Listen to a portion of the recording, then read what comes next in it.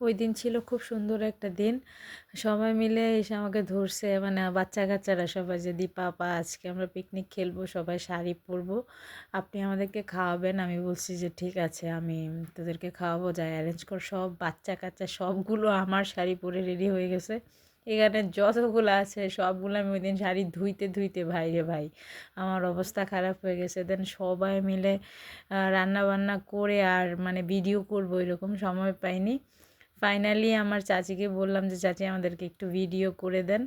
আমাদের খাওয়ার সময়টা শুধু আমরা ভিডিও করতে পারছি, কিন্তু আমাদের ওই দিন খুবই মজা হয়েছে। কারণ সবাই দেখেন, সবাই কি সুন্দর শাড়ি পরছে। আমার মাও শাড়ি পরছিল। আমি বলছিলাম যে, পরো শাড়ি।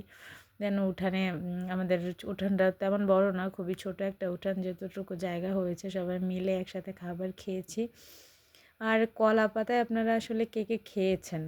কলা পাতায় খেলে মনে হয় যে মানে অনেক খাবার যেটা মজা না সেটাও মজা লাগে। মানে এটা আমার পার্সোনাল ওপিনিয়ন আর কি।